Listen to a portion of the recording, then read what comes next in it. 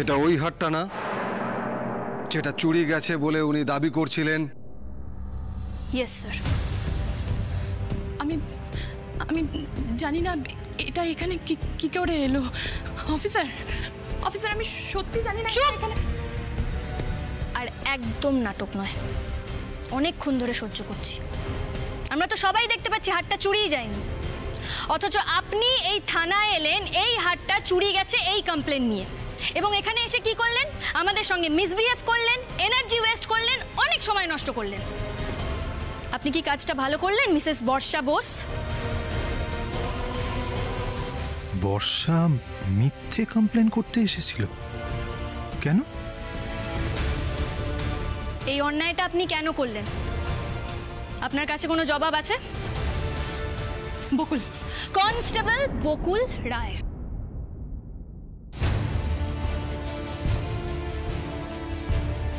থানায় এসে অহেতুক পুলিশকে মিসগাইড করা, থানার ডেকোরাম ভেঙে একজন পুলিশ কর্মচারীকে তার ইউনিফর্ম এবং তার কাজ নিয়ে অপমানজনক কথা বলা, এবং সর্বোপরি থানার অমূল্য সময় নষ্ট করার জন্যে আমি আপনাকে অ্যারেস্ট করতেই পারি মিসেস বর্ষা বোস।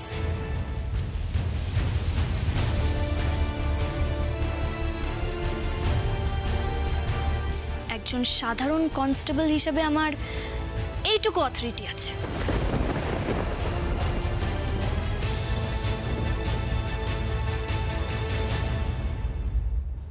বর্ষা,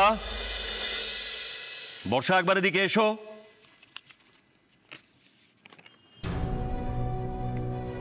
কি ব্যাপার, কোনো সারা শব্দ নেই?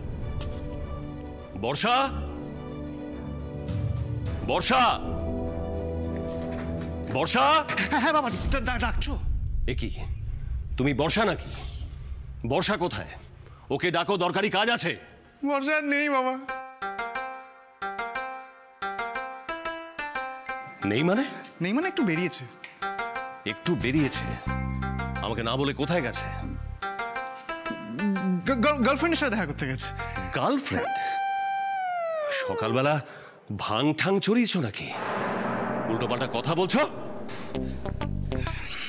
না, গার্লফ্রেন্ড মানে গার্লফ্রেন্ড ক্যাফে। গার্লফ্রেন্ড ক্যাফে বাবা। বর্ষা গার্লফ্রেন্ড ক্যাফেতে গেছে জুলিকে একটা ফাইল দিতে। জুলি? তার মানে তোমার ওই পিয়ে, ন্যাকা পিয়ে। তুমি বর্ষাকে আবার তোমার ব্যবসার সাথে জড়িয়েছো? ও তো আমার কাজ করে। তোমার এই উল্টোপাল্টা কাজকর্ম কিন্তু আমার একদম ভালো লাগছে না কুণাল। শুধু বর্ষা নয় বাবা, আমি তো তোমাকেও আমার ব্যবসার সাথে জড়াতে চাই। বিশ্বাস করো, আমার এই ব্যবসায় না দারুণ প্রসপেক্ট আছে, এতে কোনো খারাপ কাজ নেই। কিন্তু হ্যাঁ, সে তো সময়ই বলবে। আমি তোমার কোনো কিছুর মধ্যে নেই। এখন চলে যাও এখান থেকে।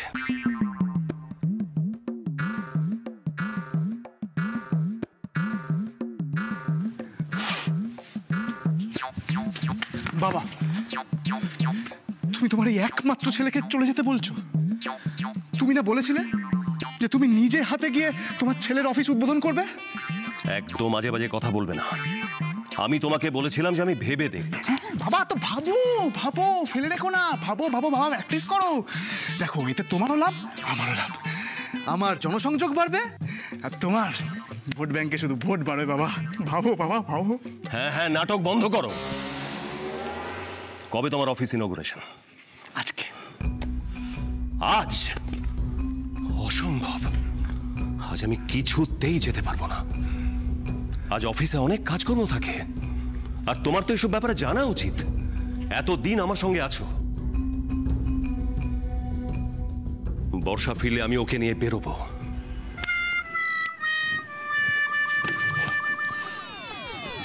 আমার এত আয়োজন সব জলে। এবারে শুধু ওয়ার্নিং দিয়ে ছেড়ে দিলাম। পরের বার এরকম কিছু করলে না, আর এই সুযোগটা কিন্তু পাবেন না। কেস দেওয়া হবে আপনার নামে। আইনটা ছেলে খেলা করার বিষয়ে নয়, এটাকে নিজের হাতে নেবেন না। আর এই জায়গাটা নিজের ব্যক্তিগত আক্রোশ দেখানোরও জায়গা নয়। কথাগুলো একটু মাথায় রাখবেন।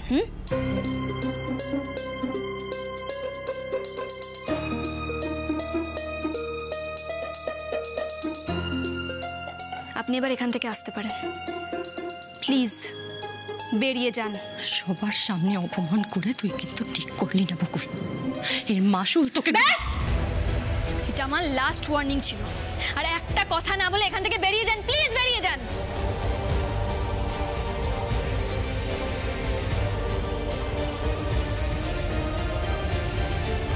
সত্যি বর্ষা,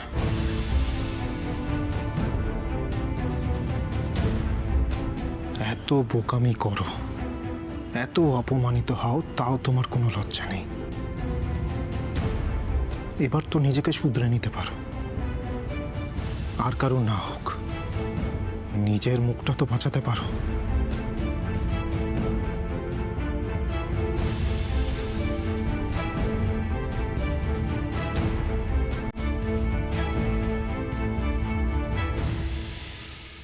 আই এম সরি স্যার। না না বকুল, তোমার দুঃখ পাওয়ার কোনো কারণ নেই। আমি তোমাদের পার্সোনাল ব্যাপারে ঢুকতেও চাই না। শুধু এটুকু বলতে চাই, একজন অন ডিউটি কনস্টেবলের যা যা করা উচিত তুমি ঠিক তাই করেছো। ভেরি গুড বকুল। মিস্টার রয় তো আসেনি, তুমি ওনাকে নিয়ে ওখানে পৌঁছে যাও, আমি এগোলাম।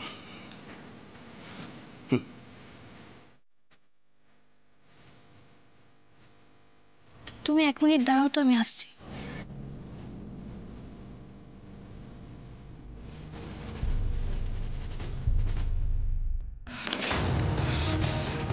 ওর এত সাহস, আমাকে জ্ঞান দিচ্ছে, সবার সামনে আমাকে অপমান করছে, ইউনিফর্মের গরম দেখিয়ে আমাকে অ্যারেস্ট করার ভয় দেখাচ্ছে। বকুল, বল দিদি।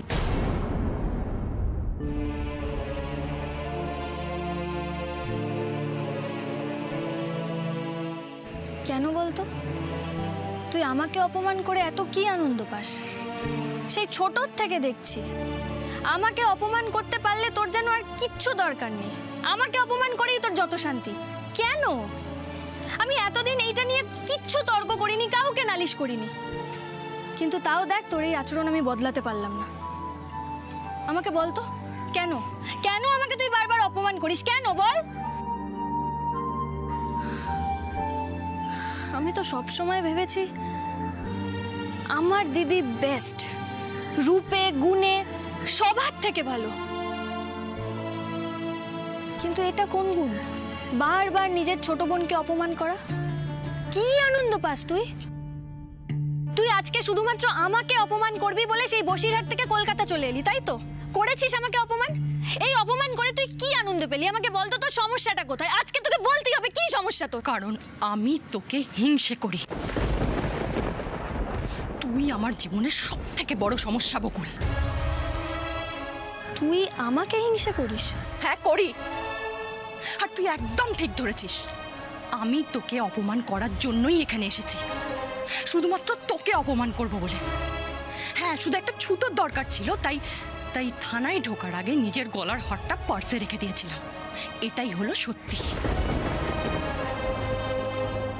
সত্যিটা শুনে খুশি তুই? কি করবি বল, কি করবি? আমাকে অ্যারেস্ট করবি তো? কর না কর, দেখে তোর কত ক্ষমতা। কেন করিস তুই বারবার এরকম দিদি? কি লাভ হয় তোর? ছোট বোনকে বারবার অপমান করে তুই কি আনন্দ পাস? দেখ, আমি ছোটর থেকে দেখে আসছি সব কিছুতে তুই সেরা। তোকে আমার থেকে দেখতে সুন্দর, তুই পড়াশোনায় ভালো, মায়ের তুই সব থেকে বেশি প্রিয়। সেখানে তো আমার তোকে হিংসে করা উচিত। তুই আমাকে কেন হিংসে করতে যাবি? হ্যাঁ, আমার জায়গায় তুই থাকলে তুইও আমাকে হিংসা করতিস বকুল। কখনো না রে। আমি কোনোদিনও কাউকে হিংসে করিনি আর করবও না। আমার তো কারোর গুণ দেখলে ভালো লাগে, খামোকা হিংসে কেন করতে যাব? তোকেও আমি হিংসে করি না দিদি। আবার আবার নিজেকে মহান প্রমাণ করার চেষ্টা করছিস তো? আমি কিছু মহান প্রমাণ করার চেষ্টা করছি না রে দিদি, আমি এরকমই। না, তুই আমার জায়গায় থাকলে এরকম থাকতিস না বকুল। যখন চোখের সামনে দেখতিস তোর নিজের থেকে রূপে গুণে যে নিকৃষ্ট, যার সাথে তোর নিজের কোনো তুলনাই হয় না, সেই বোনকে নিয়ে দেশ শুদ্ধ লোক মাতামাতি করছে, তখন তুইও আমাকে হিংসে করতিস। দিদি,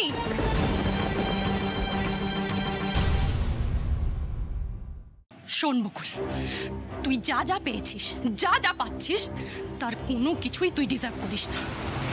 তোর এত সুখ, এত সম্মান, এমনকি তোর স্বামী ঋষিকে পর্যন্ত পাওয়ার কথা আমার ছিল, কারণ আমি তোর থেকে অনেক বেশি সুন্দরী, শিক্ষিতা, আর যে কোনো বিষয়ে তোর থেকে আমি অনেক বেশি যোগ্য।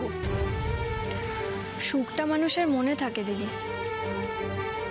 নিজের পছন্দের মানুষকে বিয়ে করে তার সঙ্গে সংসার করার পরেও আমার স্বামী, আমার সংসারকে দেখে যদি তোর হিংসে হয়, তাহলে বলতে হবে অসুখটা তোর মনে। তুই সুখী হতেই জানিস না। বকুল, চিৎকার করিস না দিদি। যেটা সত্যি আমি সেটাই বলেছি, নিজেই ভেবে দেখ সেটা। আর এই যে বললি না যে আমি ওকে ডিজার্ভই করি না, করিস না তো। তোর মতো একটা অশিক্ষিত মেয়ের থেকে ঋষি অনেক বেটার কিছু ডিজার্ভ করে। এই কনসার্নটা তুই যদি ওর প্রতি বিয়ের আগে দেখাতিস না রে, খুব ভালো হতো। দেখ, আমাদের সম্পর্ক নিয়ে আমি নতুন করে আর কিছু বলতে চাই না, কারণ সেদিন আমাদের বাড়িতে গিয়ে ওর মুখ থেকেই তুই যা উত্তর পাওয়ার পেয়ে গেছিস। কিন্তু তাও তুই তো আমার দিদি, তোকে আমি কটা কথা বলতে চাই। আমরা দুজনকে খুব ভালোবাসি, আর সত্যিকারের ভালোবাসায় না রূপ, গুণ, শিক্ষা, অশিক্ষা এসব কিচ্ছু ম্যাটার করে না। তাই বুঝি? হ্যাঁ তাই। যদিও তোর এসব কিছু বোঝার ক্ষমতা নেই। তুই ভালোবাসাটা বুঝলে তো আমার তোর প্রতি যে এত ভালোবাসা সেটা বুঝতে পারতিস। খারাপ কি লাগছে জানিস তো? আজকে আমরা বাবাকে স্মরণ করে একটা অনুষ্ঠান করব, আর আজকের দিনেই দেখ বাবার সব থেকে কাছের দুজন মানুষের মধ্যে এইরকম তিক্ততা সৃষ্টি হলো। আসি।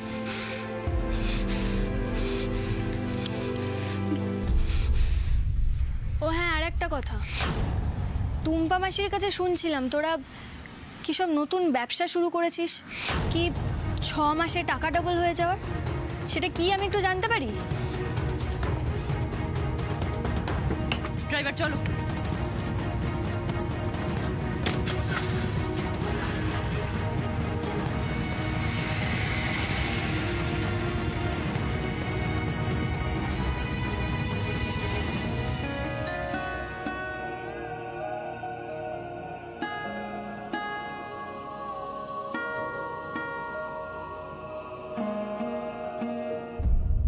ওমা, তুমি কখন এসেছো? অনেকক্ষণ। মন খারাপ হয়ে গেছে? না না, অভ্যেস হয়ে গেছে গো দিদির কাছ থেকে এরকম খারাপ ব্যবহার পেতে পেতে। মন খারাপের কি আছে, চিন্তা করো না। আচ্ছা, সুস্মিতার সাথে ফোনে কথা হলো? হ্যাঁ, হয়নি কথা। সকাল থেকে ফোন করে যাচ্ছি, শুরু তো সুইচ অফ বলছিল, আর তারপরে তো রিং হয়ে গেল। তবে তবে কি? রজতা ও রক্ষিতের সাথে কথা হলো। কি মানে? কি করে, কোথায় ফোন করেছিলেন উনি, না দেখা হয়েছে? নিজে ফোন করেছিল। কি বললেন? আমাদেরকে নিজের দলে টানার চেষ্টা করছে।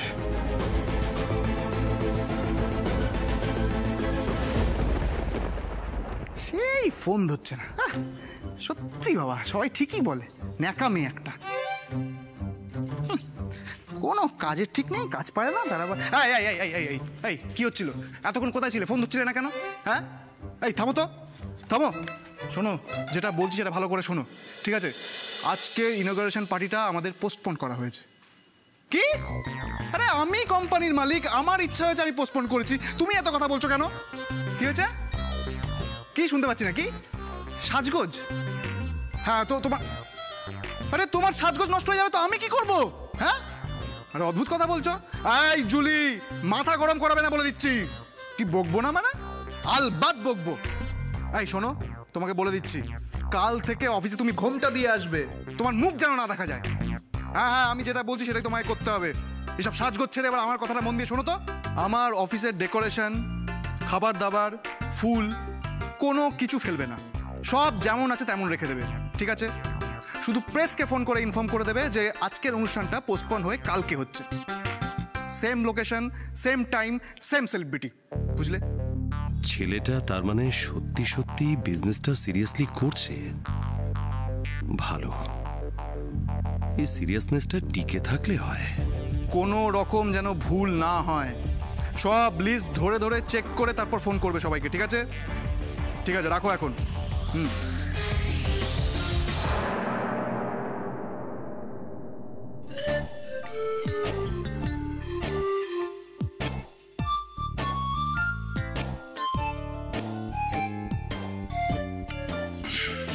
দেখলে তো বাবা তোমার ইম্পর্টেন্স কতটা আমার কাছে।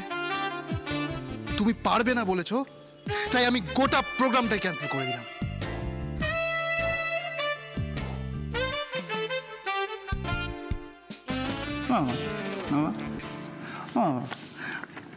বলছি কি হচ্ছেটা কি? প্লিজ বাবা, কালকের দিনটা আমাকে ঝুলিও না, প্লিজ প্লিজ প্লিজ। আচ্ছা আচ্ছা, ঠিক আছে।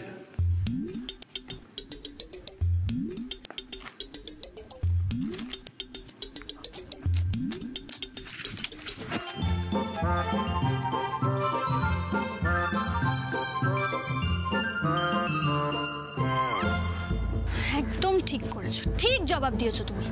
একটু হলে ওর অহংকারে আঘাত আনতে পেরেছো। একটু নয় বকুল, অনেকটাই। ওর কথা বলার সুরটা তো তুমি শোনোনি। শুনিনি, কিন্তু আমি বুঝতে পারছি। কিন্তু আমি একটা কথা বুঝতে পারছি না, কাকুমণি তোমার বাবার খুনের সঙ্গে জড়িয়ে আছে এটা আমরা জানি, হ্যাঁ, কতটা জড়িয়ে আছে বা কিভাবে জড়িয়ে আছে সেটা জানি না, কিন্তু রজতাভ রক্ষিত ডেফিনেটলি ইনভলভড। তুমি তো নিজের কানেই শুনেছিলে এই পুরো বিষয়টার মাস্টার মাইন্ড ওই। তারপরেও রজতাভ রক্ষিত কি করে ভাবছে যে আমরা ওর সাথে আপোষ করব? স্ট্রেঞ্জ। সেটাই। আচ্ছা, কাকুমণি এখন কোথায় গো? আমি যখন বেরোলাম তখন তো বাড়িতেই ছিল, সবাই সামনে ছিল বলে ঘুরিয়ে পেঁচিয়ে খোঁচা মারার চেষ্টা করছিল। বোঝাচ্ছিল যে আমরা যতই চেষ্টা করি ভিডিওটা নাকি খুঁজে পাবো না।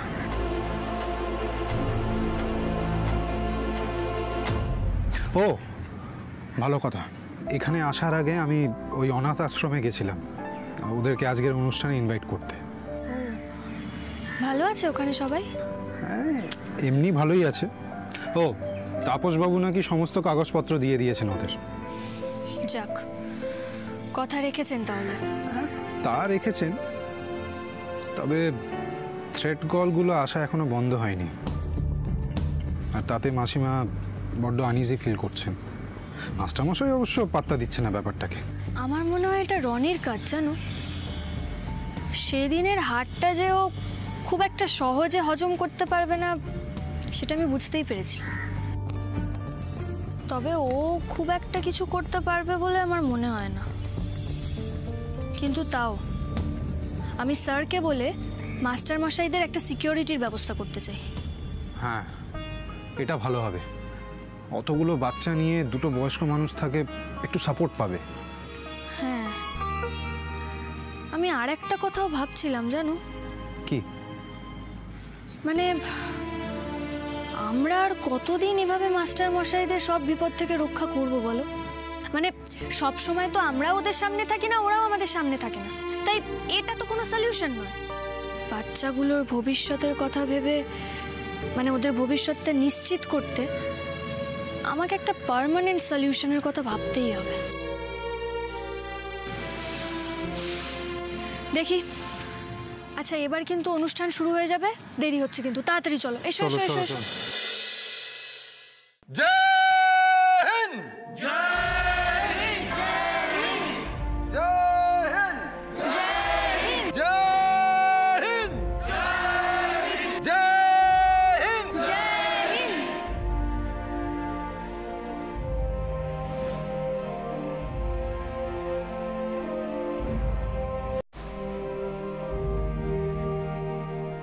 আজকের এই শুভ সকালে আমি সাদর আমন্ত্রণ জানাচ্ছি আমাদের বিশেষ অতিথি গুরজিৎ সিংকে।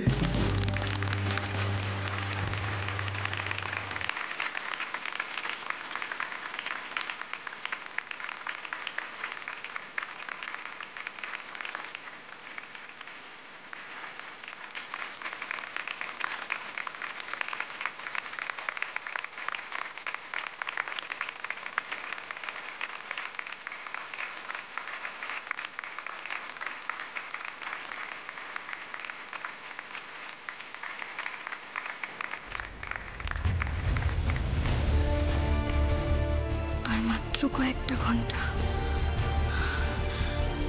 আর কয়েকটা ঘন্টা পরে আমি যেন তোমার মৃত্যু রহস্যের সমাধান করতে পারি। বাবা, আমাকে তুমি আশীর্বাদ করো।